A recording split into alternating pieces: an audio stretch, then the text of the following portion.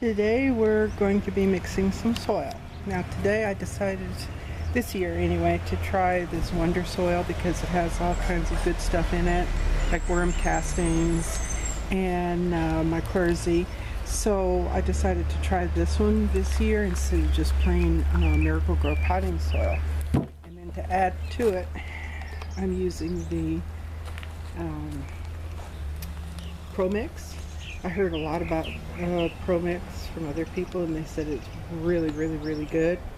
And I bought this at Menards, and I'm gonna have to reconstitute everybody. I'm gonna add a little perlite and a little vermiculite just to loosen it up a little bit more. And today I'm gonna be planting strawberries in 1 gallon grow bags. Reconstitute this guy and hope that my pan is deep enough and big enough for all of the soil, because this will expand to 2.5 cubic feet, which is a lot. It's mostly coconut coir.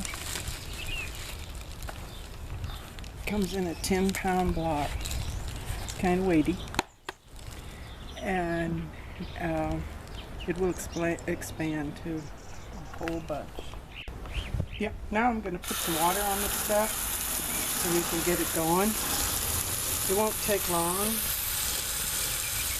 See, look, it's puffing. Look, the edges are puffing already.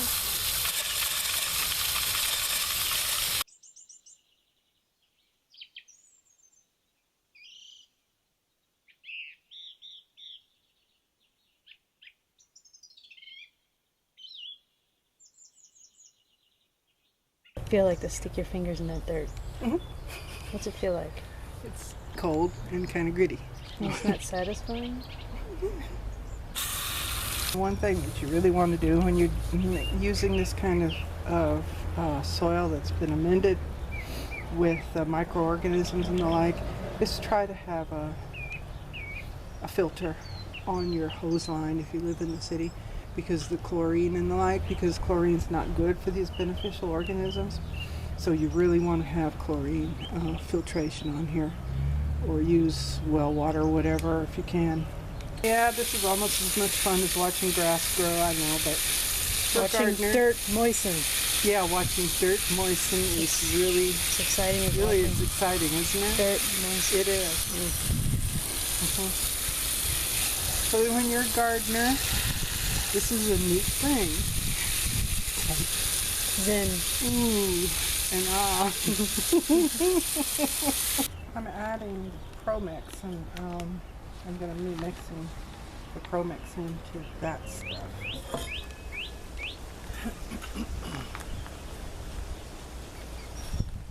The tub here has approximately, I'd say, 2 cubic feet of mixed soil. Now it's approximately half ProMix and it's half coconut coir. Now I'm adding a very unscientific measurement, but nonetheless it's a nice big pot of perlite and vermiculite, though actually this is very loose soil. It probably doesn't need it. I'm just throwing it in just to measure. Now I'm adding azomite, and because this is about 2.5 cubic feet, I'm going to add rock dust. I'm going to go ahead and add about 3/4 of a cup.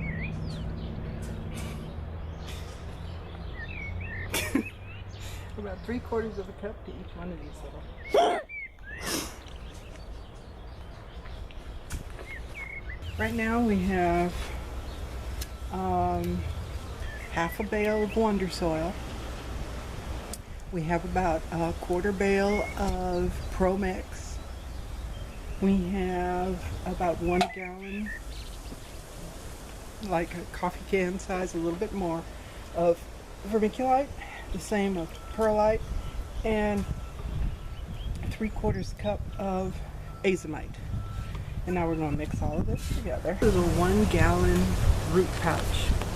I'm going to use this for the strawberries. Today I've got about 50 strawberries that I kind of rescued. Poor little guys were going to be destroyed. So I went ahead and I rescued them. And I wanted strawberry plants anyway. Haha. So anyway, so far in this root pouch, I've already put about 6 big handfuls of stuff. And what I'm going to do is I'm going to start with these little 6-inch strawberry plants that I have a multitude of.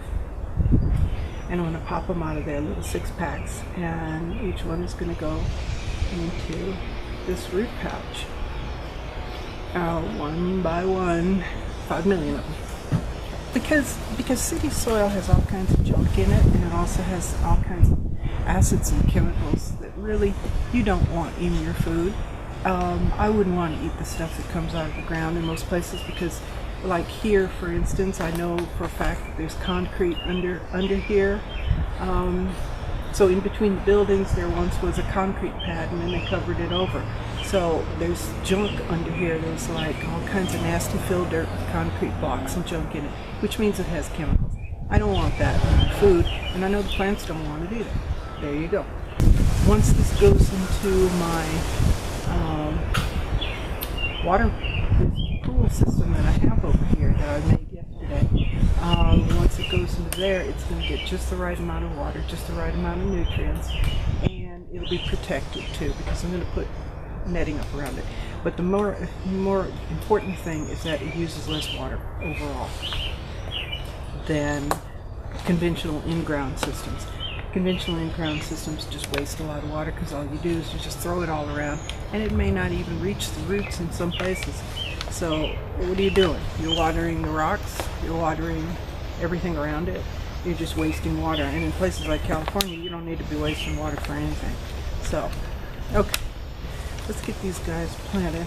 I'm going to go ahead and break the roots off the bottom because he's not going to come out. He's actually root bound right now. He has all these roots wrapped around the pot, which is not cool.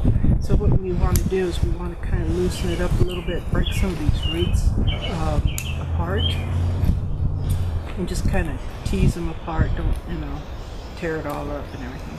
But just kind of tease them apart, because what will happen is all these roots will start putting out new people. We want to clean it up, before we put it in anything. Just clean off the gunk and stuff and the dead leaves and this kind of stuff. Right now his roots they've been coiled around, so he's root bound as it is. What's going to happen is once he goes into his root pouch here, what it does is it air prunes roots. So when he starts sending out his new roots, they're going to reach the sides of the pots, and they're going to air prune themselves. And then that way what will happen is the plant will put out more and better roots, and then you'll have a really great root mass under here, and these plants will grow with that situation really well. One thing about strawberries too is you don't want to cover the crown. You want to make sure that the crown stays exposed. Oh no! You don't want to cover the crown because that's where it puts out all of its new leaves. The crown gets covered with soil, and the like it could cause rot, and then you end up losing the plant anyway, which is not something you want to do. So the best thing to do is to plant them at soil level or just slightly above. Even if they're kind of sticking up a little bit from the rest of the soil, that's fine, because then that means they won't be buried. Right The there. root crown right there, you want to make sure that it's it's above, really. It needs to be above, so when you're planting them, don't cover the crown, because it'll cause crown rot on these guys, and then you won't get any. You'll have a dead berry bush, and that's not cool. Y'all stay tuned. We'll get you a picture of it when we've got most of it done. How's that? Okay. Adios.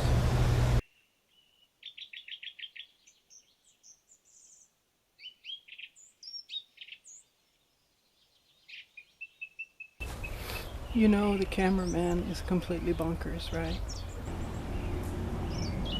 Worms.